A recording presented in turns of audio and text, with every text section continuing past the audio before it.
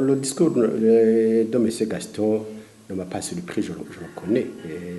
C'est comme le discours que tient le pouvoir de facto de Bujumbura. C'est un discours des gens qui sont désespérés, des gens qui sont au désarroi, des gens qui ont décidé de s'occuper du reste du monde. Je dirais que c'est même un discours suicidaire parce que vous ne pouvez pas vous attaquer à tout ce qui bouge, aux Nations Unies, à l'Union européenne, aux pays voisins, pour leur dire je n'ai pas besoin de vous, je n'ai pas besoin de vos conseils, allez vous faire foutre, si je puis le dire ainsi.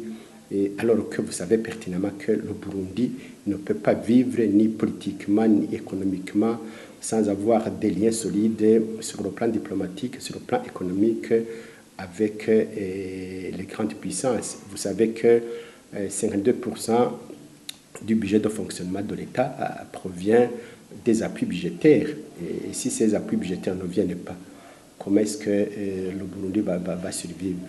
Est-ce que c'est les détournements, c'est la corruption, c'est les quelques pays qui leur donnent un sou par ici, un sou par là, qui vont faire fonctionner l'État, qui vont payer les salaires des fonctionnaires, les salaires des policiers et consorts? Je ne pense pas. Donc c'est quelque part de l'irresponsabilité, c'est un manque de clairvoyance, c'est un pouvoir qui est en désarroi total. Et vous aurez même appris que par rapport aux sanctions prises dans le cadre de l'accord de Cotonou, l'article 96, ces puissances ont dit qu'ils allaient supprimer les aides qui vont directement dans les caisses de l'État, mais qu'ils allaient garder toutes les aides qui vont directement à la population au niveau des soins de santé, au niveau de l'éducation. Mais ce gouvernement de facto a dit qu'il n'en a cure et que s'ils ne gèrent pas cet argent pour le détourner, ils n'ont qu'à garder cet argent. Ça veut dire qu'ils ont dit, si nous n'avons pas cet argent pour faire ce que nous voulons, pour payer les Imbonerakure, pour acheter des armes pour tuer les opposants, la population n'a qu'à se mourir avec nous. Bref, on comprend que c'est un pouvoir qui est complètement délirant et qui a perdu toute raison, qui a perdu tout sens de l'État.